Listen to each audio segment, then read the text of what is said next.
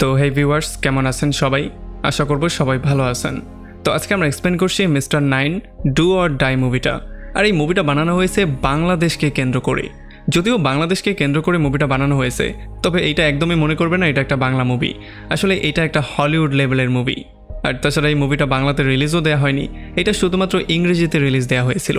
আর তাছাড়া হলিউডের অনেক কাস্টও এটার মধ্যে আছে, যেটা দেখলে আপনারা চিনতে পারবেন। তো যার মানে বুঝতেই পারছেন ভিডিওটা কতটা ইন্টারেস্টিং হতে যাচ্ছে। তার মানে ভিডিওটা শেষ পর্যন্ত না দেখলে অনেক কিছুই মিস করে ফেলবেন। তো চলুন কথা না বাড়িয়ে শুরু করি আজকের ভিডিও। তো এই গল্পের শুরুতে আমরা দেখতে পারি বাংলাদেশি একটা সুপার এজেন্ট যার নাম হচ্ছে মাসুদ রানা। সে তার পরবর্তী মিশনের জন্য প্রিপারেশন নিচ্ছিল। আসলে আমেরিকাতে বাংলাদেশি একটা লোককে একটা গ্যাংস্টার আটক করে নিয়েছিল। এখন মাসুদের কাজ হচ্ছে সেখানে গিয়ে সেই লোকটাকে সহি সালামতে আবারও তার দেশে ফিরিয়ে আনা। মাসুদ এতটাই ভয়ঙ্কর একজন এজেন্ট ছিল, তাকে সবাই MR9 নামে চিনত। একটু পরে মাসুদ একটা হেলিকপ্টারে করে তার সেই লোকেশনে চলে আসে যেখানে তার মিশনটা ছিল। সে খুবই বড় একটা বাড়িতে চলে আসে, যেই বাড়ির চারপাশে গার্ড দিয়ে ভরা ছিল। তবে মাসুদ খুবই চালাকি করে এক এক করে সমস্ত গার্ডদেরকে গুলি করে মেরে ফেলে। আর এরপরে ফাইনালি যখন সে এটার মধ্যে যায়, তখন সে দেখতে পারে তার জন্য মধ্যে আরও গার্ডরা ওয়েট করছে। এই জন্য সে তাদের সঙ্গেও ফাইট করা শুরু করে। আর তখন সিনটা কাট হয়ে চলে আসে অন্য একটা জায়গায়। আমরা দেখতে পারি রিচি নামের একটা মাফিয়া বসকে, যে কিনা মাসুদের বস মেজর রাহাত খানের সাথে কথাবার্তা বলছিল। রিচি প্রথমে রাহাতের সাথে একটু মজা করে, আর সে বলে যে আমার এতগুলো মানুষকে মারার জন্য তুমি শুধুমাত্র মাসুদ নামের একটা লোককে পাঠিয়েছো, সে কিভাবে এতগুলো লোককে হ্যান্ডেল করবে। তবে তখন অন্যদিকে আমরা দেখতে পারি মাসুদ অলরেডি তার সমস্ত লোকজনকে শেষ করে তাকে মারার জন্য সামনের দিকে এগোচ্ছিল। আর যখনই রিচি এই খবরটা পেয়ে যায়, তখন সে দ্রুত এখান থেকে পালিয়ে যাওয়ার সিদ্ধান্ত নেয়। তবে সে তার লোকজনকে এটা অর্ডার দিয়ে বলে দেয় যে যেই লোকটাকে তারা গ্রেফতার করেছে তাকে যেন এখানে মেরে এই পুরো বাড়িটা আগুন দিয়ে পুড়িয়ে দেওয়া হয়। আর এদিকে রানা এক এক করে সমস্ত গার্ডদেরকে মারার পরে কোনো রকমে হস্টেজের রুম পর্যন্ত চলে আসে। তবে যতক্ষণে সে এখানে এসে পৌঁছায়, ততক্ষণে দুর্ভাগ্যবশত এই লোকটার মৃত্যু হয়ে গেছে। এই জন্য রানা কোনো রকমে তার লাশটাকে নিয়ে দ্রুত সেখান থেকে বাইরে বেরিয়ে চলে আসে। আর যখন সে বাইরে আসে, তখন এই বিল্ডিংটার মধ্যে বিশাল বড় একটা ব্লাস্ট হয়ে যায়, যেটার জন্য বিল্ডিংটা ভেঙে চুরমার হয়ে যায়। তো এরপরে গল্প চলে আসে এক সপ্তাহ সামনে। আমরা দেখতে পারি রোমান রোস নামের একটা লোককে। আসলে রোমান ছিল রিচিরই বড় ভাই, এই জন্য সে রিচির সাথে এসে মিট করে। আর তারা দুজন মিলে এমন একটা হাইটেক অস্ত্র বানানোর প্ল্যানিং করে, যেটা তারা মাফিয়াদের কাছে বিক্রি করতে পারলে তারা আস্তে আস্তে করে কোটিপতি হয়ে যাবে। তাদের কথাবার্তা আমরা বুঝতে পারি যে যদি তারা এই অস্ত্রটা বানাতে সফল হয়ে যায়, তাহলে তৃতীয় বিশ্বযুদ্ধ হওয়া থেকে কেউই বাঁচাতে পারবে না। আর তখন এদিকে আমরা দেখতে পারি সিআইএর অফিসে একটা মিটিং হচ্ছে। এখানে সিআইএর ডিরেক্টর পল আর ডেপুটি ডিউক মিলে রোমানকে ধরে সেই অস্ত্রটা যাতে সে না বানাতে পারে সেই প্ল্যানিংটা করছিল। আর এর একটু পরে আমরা দেখতে পারি স্যাম নামের একটা লোককে, যে কিনা আগে রিচির সঙ্গে কাজ করত, তবে এখন সে সমস্ত কিছু ছেড়ে দিয়ে ভালো হয়ে গেছে। পুরো মাফিয়া ওয়ার্ল্ড থেকে সে এখন অনেকটা দূরে। তবে হঠাৎ করেই তার কাছে একটা ফোন চলে আসে। আর যখনই সে কথা বলার জন্য বাইরে আসে, তখন সে দেখতে পারে ডিউক আর পল তার জন্য অলরেডি সেখানে ওয়েট করছিল। এই জন্য সে দৌড়ে সেখান থেকে পালিয়ে যাওয়ার ট্রাই করে, তবে ডিউক আর পলও তাকে ফলো করা শুরু করে। স্যাম দৌড়ে একটা বিল্ডিংয়ের ছাদে চলে আসে, তবে সেখানে ডিউক তাকে গান পয়েন্টে নিয়ে নেয়। ডিউক তাকে বারবার করে বোঝানোর ট্রাই করে যে যদি তুমি সেই দুই ভাইয়ের ইনফরমেশন আমাকে দিয়ে দাও, তাহলে তোমার কোনো ক্ষতি তো আমি করবই না, বরং তোমাকে পুরস্কৃত করার একটা ব্যবস্থা আমি করে দেব। তবে স্যাম কোনোভাবেই তার কোনো কথা শুনছিল না, সে উল্টো তার উপরেই আক্রমণ করে দেয়। আর এই জন্য রাগের মাথায় ডিউকও তাকে পেটানো শুরু করে। আর এই মারামারি আর ধস্তাধস্তির মধ্যে হঠাৎই স্যাম ছাদ থেকে নিচের দিকে পড়ে যায়, আর পরে তার সেখানেই মৃত্যু হয়ে যায়। এখন এইটা দেখার পরে তারা দুজন পুরোপুরি শক্ট হয়েছিল, কারণ একমাত্র স্যামই ছিল সেই লোক যে কিনা সেই দুই ভাই পর্যন্ত তাদেরকে পৌঁছাতে পারত। তবে এখন বেচারা সেও মারা গিয়েছে। আর এই জন্য ফাইনালি পল ডিউককে বলে যে আমাদের রানার থেকে সাহায্য নেওয়া উচিত, কারণ রানা এর আগেও রিচি পর্যন্ত পৌঁছেছিল, তাকে একেবারে মারার দ্বার প্রান্তে ছিল। আর তখন এদিকে বাংলাদেশে আমরা দেখতে পারি যখন রানা ঘোরাফেরা করছিল, তখন তার বস রাহাত তাকে মেসেজ দিয়ে তাকে বাংলাদেশ ইন্টেলিজেন্সের অফিসে ডাকে। আর যখনই সে অফিসে আসে, তখন এখানে তার দেখা হয় পলের সাথে। পল তাকে সমস্ত ব্যাপারটা খোলামেলা করে বলে। সে বলে যে রিচি আর তার ভাই মিলে এমন একটা অস্ত্র বানানোর ট্রাই করছে, যদি তারা এটা বানিয়ে ফেলে তাহলে তৃতীয় বিশ্বযুদ্ধ শুরু হয়ে যাবে। সো আমাদের পৃথিবীকে বাঁচাতে হলে যে কোনো মূল্যে তাদেরকে ধরতে হবে। আর সিআইএর তোমার সাহায্য দরকার, কারণ তুমি এর আগেও তার কাছ পর্যন্ত পৌঁছেছিলে। এখন যেহেতু পল চাচ্ছিল যাতে করে রানা তাদের সঙ্গ দেয়, এই জন্য ফাইনালি রানাও রাজি হয়ে যায়। তবে সে তার বসের কাছেও পারমিশন চায়। তবে যখন তার বস পারমিশন দিয়ে দেয়, তখন তারা ফাইনালি সবাই মিলে বেরিয়ে পড়ে তাদের নতুন মিশনে। তো এরপরে যখন মাসুদ ডিউক আর পলের সঙ্গে আমেরিকার দিকে বেরিয়ে পড়ে, তখন রাস্তায় ডিউক তাকে বলে যে এই মিশনে তোমার সঙ্গী হবে ডেবি নামের একটা মেয়ে, যে কিনা আসলে পাকিস্তানি একজন সিক্রেট এজেন্ট। আর এই মিশনটাকে কমপ্লিট করার জন্য তোমাদের দুজনকে দামি দামি অনেক জিনিসের নিলামেও যেতে হতে পারে। আসলে এই অকশনগুলো রোমান রেখেছিল, কারণ সে বিভিন্ন রকমের এন্টিক জিনিসগুলো কালেক্ট করার বাহানা করে পেছনে পেছনে তার এই সন্ত্রাসী কার্যক্রমগুলো পরিচালনা করে। যাই হোক, এরপরে রানাকে নিয়ে আসা হয় আমেরিকার মোজাবে ডেজার্ট নামের একটা মরুভূমিতে, যেখানে তার সেফটির জন্য তাকে এখানে একটা বাড়িও বানিয়ে দেওয়া হয়েছিল, যেখানে সে সেফলি থাকতে পারবে। এরপরে বিকালে সে চলে যায় ডেবিকে এয়ারপোর্ট থেকে পিক করতে, আর এয়ারপোর্ট থেকে তাকে নিয়ে তারা দুজন তখনই বেরিয়ে পড়ে তাদের প্রথম মিশনে। এরপরে রাতের বেলায় তারা দুজন স্বামী স্ত্রী হয়ে চলে আসে রোমানের এন্টিক অকশনের মধ্যে। আর যখন এখানে অকশনটা শুরু হয়ে যায় তখন তাদের সামনে রোমানও চলে আসে, সে তাদের সবাইকে ওয়েলকাম করে। তবে তখন রানা একটু চালাকি করে রোমানের ঘরের মধ্যে লুকিয়ে চেক করার ট্রাই করে। তবে যখনই সে সেখানে যায় তখন দুর্ভাগ্যবশত একটা গার্ড তাকে দেখে ফেলে, আর সে তাকে গান পয়েন্টে করে সোজা নিয়ে আসে রোমানের কাছে। আর এখানে কোনো কথাবার্তা বলার সুযোগ না দিয়েই গার্ডটা তাকে একটা ইঞ্জেকশন পুশ করে দেয়, যে জন্য রানা সেখানেই বেহুশ হয়ে যায়। আর যখন সে জ্ঞান ফিরে পায় তখন সে দেখতে পারে তাকে অন্য একটা জায়গায় নিয়ে আসা হয়েছে, যেখানে তাকে চেয়ারের সঙ্গে হাত পা বেঁধে ফেলা হয়েছে। আর তাছাড়া ডেবিকেও তারা জিম্মি করে নিয়েছে। আর একটু পরে রোমান তার গার্লফ্রেন্ড গিয়াকে বলে তুমি ডেবিকে নিয়ে একটু সাইডে যাও, আর তার কাছ থেকে কিছু বের করা যায় কিনা সেটা দেখো। আর এখানে রোমান যখন মাসুদের কাছে ব্যাপারগুলো জিজ্ঞেস করা শুরু করে তখন মাসুদ কোনো কিছুই বলছিল না। সে বারবার করে জিজ্ঞেস করছিল তোমাকে এখানে পাঠিয়েছে কে, তোমার উদ্দেশ্যটা কি। তবে সে মাসুদকে যতভাবেই টর্চার করছিল কোনোভাবেই মাসুদ তার মুখটা খুলছিল না। আর তখন এদিকে আমরা দেখতে পারি ডেবি গিয়া আর তার লোককে পিটিয়ে সেখানে বেহুশ করে ফেলে। আর অন্যদিকে রানাও নিজেকে ফ্রি করে সেখান থেকে দ্রুত লাফ দিয়ে নিচে চলে আসে। সে একটা মোটরসাইকেল নিয়ে পালিয়েই যাওয়ার ট্রাই করছিল, তবে তখনই সেখানে ডেবিও চলে আসে, যে কিনা তার পেছনে উঠে পড়ে। এই জন্য তারা দুজন দ্রুত সেখান থেকে পালিয়ে চলে আসে। আর একটু পরে ফাইনালি তারা সেই মরুভূমিতে চলে আসে, আর এখানে এসে তারা সেই ঘরে থাকা শুরু করে।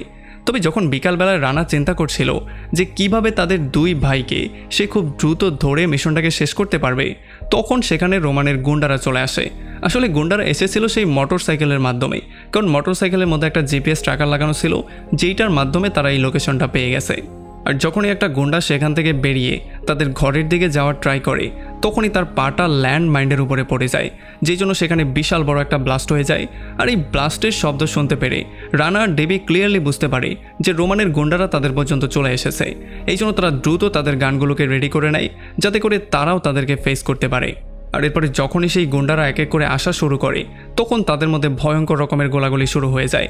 রানা এক এক করে সবাইকে মারা শুরু করে, তবে তবুও একটা গুন্ডা ঘরের মধ্যে চলে আসে। এই জন্য রানাকে ফাইনালি তার মার্শাল আর্ট টেকনিকের ইউজ করতে হয়, আর এই মার্শাল আর্ট টেকনিকের সাহায্যে সে এই গুন্ডাকে সেখানেই শেষ করে দেয়। যদিও তখন বাইরে থেকে একটা স্নাইপার রানাকে দেখে ফেলে, আর সে তাকে পয়েন্টে নিয়ে শ্যুট করতে যাচ্ছিলই, তখনই সেখানে সৌভাগ্যবশত ডিউক চলে আসে, আর সে এসে স্নাইপারকেই শ্যুট করে মেরে ফেলে। তো এখন এখানে সবাইকে শেষ করার পরে পল, ডিউক, রানা আর ডেবি মিলে এখানে একটা মিটিং করা শুরু করে। তাদের মিটিংয়ের টপিক ছিল কিভাবে তারা এই মিশনটাকে খুব দ্রুত শেষ করতে পারে। তখন ডেবি তাদেরকে বলে যে কালকে রাতের বেলায় রোমান একটা ক্যাসিনোতে একটা বিজনেসম্যানের সাথে মিট করবে, যে কিনা এই অস্ত্রগুলো বানানোর জন্য তাকে ফান্ডিং করবে। আর এই বিজনেসম্যানের সাথে যদি সে ডিলটা করে ফেলে তাহলে অস্ত্র বানানোর ক্ষেত্রে সে আরেক ধাপ এগিয়ে যাবে, তখন তাকে ধরা আমাদের পক্ষে আরও একটু কষ্টকর হয়ে যাবে। ডেবি তাদেরকে পরামর্শ দিয়ে বলে যে যদি আমরা মিটিংয়ের মধ্যে গিয়ে আক্রমণ করি তাহলে হয়তোবা আমরা রোমানকে মারতেও পারি। আর এই জন্য ফাইনালি পল আর ডিউকও রাজি হয়ে যায়। আর যেহেতু সংখ্যাগরিষ্ঠ হয়ে গেছে সো এই জন্য রানার মতামতের কোনো দরকারই নেই। আর তখন এদিকে আমরা দেখতে পারি রোমান তার একমাত্র ছেলে জেসনের সাথে কথাবার্তা বলছিল। আসলে জেসন এখানে জিদ করে ফেলেছে যে আজকে রাতের বেলায় যে মিটিংটা হবে সেখানে তার বাবার জায়গায় সে অ্যাটেন্ড করতে চায়। যদিও প্রথমে রোমান তাকে বারবার করে না করছিল, কারণ এটা খুবই ইম্পর্টেন্ট একটা মিটিং। তবে জেসন যখন বারবার করেই ফোর্স করছিল তখন আর সে নাও করতে পারে না। জেসন তাকে বলে যে এই সমস্ত কিছু তো একটা সময় আমাকেই হ্যান্ডেল করতে হবে, যদি আমাকে তুমি শিখতেই না দাও তাহলে একটা সময় আমি গিয়ে কী করে এগুলো হ্যান্ডেল করব, সো আমাকে একটা সুযোগ দিয়ে দেখতেই পারো।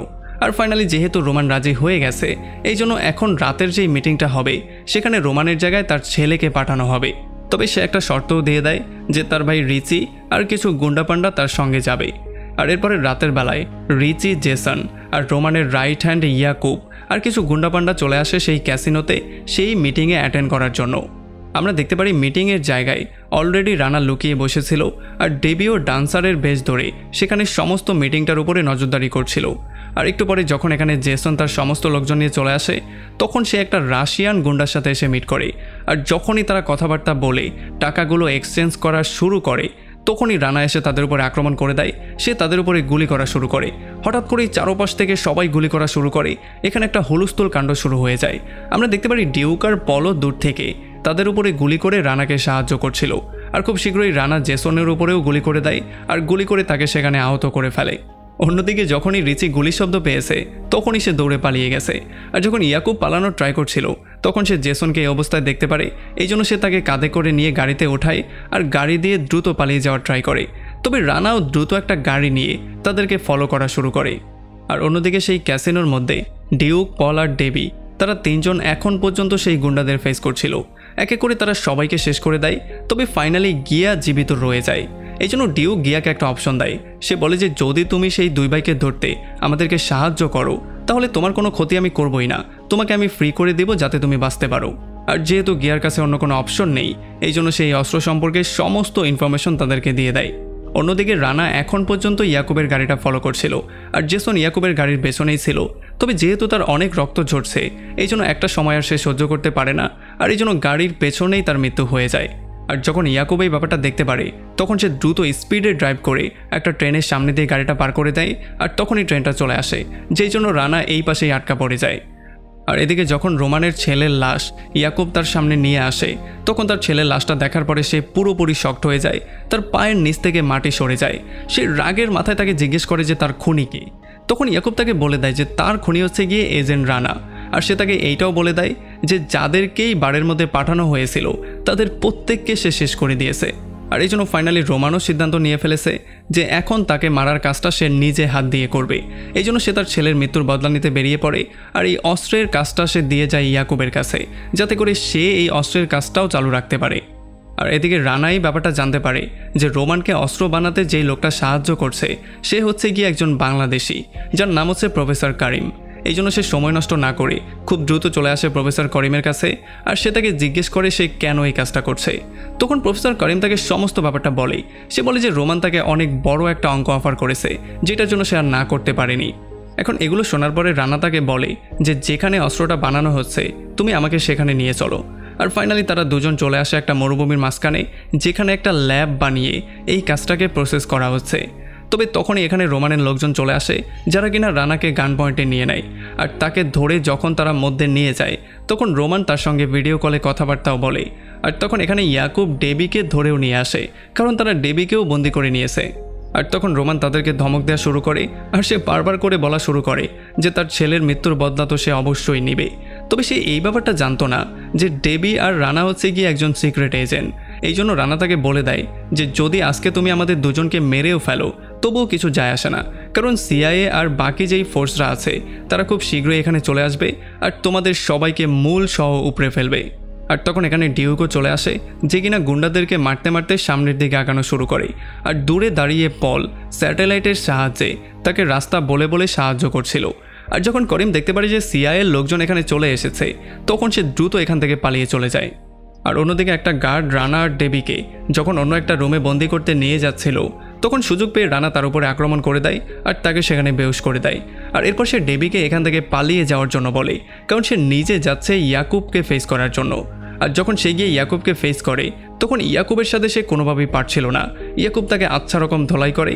তবে যখন রানাও তার উপরে আক্রমণ করার ট্রাই করে তখন ইয়াকুব শেষ পর্যন্ত নিজের জীবনের ঝুঁকি দেখতে পেয়ে কারিমকে নিয়ে এখান থেকে দ্রুত পালিয়ে যায়। আর এরপরে যখন রানা ইয়াকুব আর কারিমকে খোঁজা শুরু করে তখন হঠাৎ করেই এখানে রোমান চলে আসে যে কিনা রানার কাঁধের মধ্যে একটা গুলি করে তাকে গান পয়েন্টে নিয়ে মারার ট্রাই করে। তবে সৌভাগ্যবশত আবারও এখানে ডিউক চলে আসে যে কিনা আরও একবার রানার জীবনটা সেভ করে। আর তখনই পল তাদেরকে খবর দিয়ে দেয় যে এই পুরো এরিয়াটার মধ্যে অনেকগুলো বম ফিট করা হয়েছে যেগুলো হয়তোবা একটু পরে ব্লাস্ট করবে আর তোমাদেরও মৃত্যু সেখানে নিশ্চিত হয়ে যাবে। আর এই ব্যাপারটা শোনার পরে ডিউক দৌড়ানো শুরু করে বমগুলোকে ডিফিউজ করার জন্য। আর এদিকে যখন রানা রোমানের সাথে ফাইট করছিল তখন সে আহত হওয়ার জন্য কোনোভাবেই তার সাথে পারছিল না। রোমান তাকে আচ্ছা রকম ধোলাই করে যখনই তাকে গলা টিপে শেষ করতে যাবে তখনই ডেবি পেছন দিয়ে এসে তার উপরে আক্রমণ করে দেয়। তবে তখন রোমান একটা চাকু নিয়ে ডেবির পেটের মধ্যে ঢুকিয়ে দেয় যেই জন্য স্পটেই ডেবির মৃত্যু হয়ে যায়। এইটা দেখার পরে রানার মাথাটা প্রচণ্ড গরম হয়ে যায়।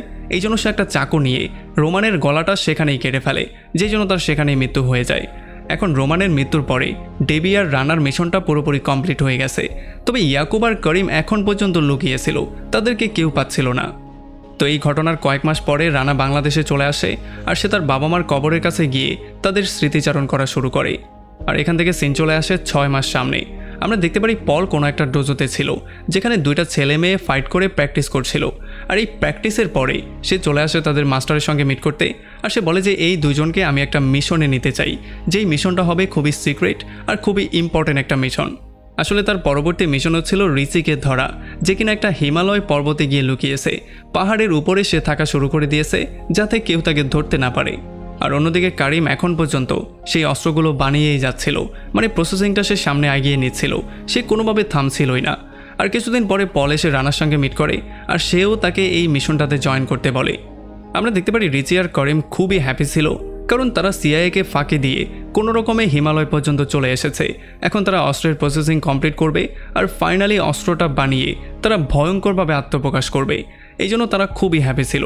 তবে তারা এই ব্যাপারটা জানতো না যে আসলে পলের 2টা যোদ্ধা তাদের দুজনকে ধরার জন্য হিমালয় পর্যন্ত চলেও এসেছে। আর এমনই একটা ইন্টারেস্টিং পয়েন্টে এই পুরো মুভিটা এখানে শেষ হয়ে যায়। তো আমাকে কমেন্ট করে জানান কেমন লাগলো ভিডিও। যদি ভালো লাগে তাহলে অবশ্যই একটা লাইক করবেন, আর যদি এখনও আমাদের চ্যানেলটা সাবস্ক্রাইব করে না থাকেন তাহলে প্লিজ করে ফেলুন। তো আমাদের দেখা হবে অন্য কোনো ভিডিওতে অন্য কোনো একদিন। Till then, take care.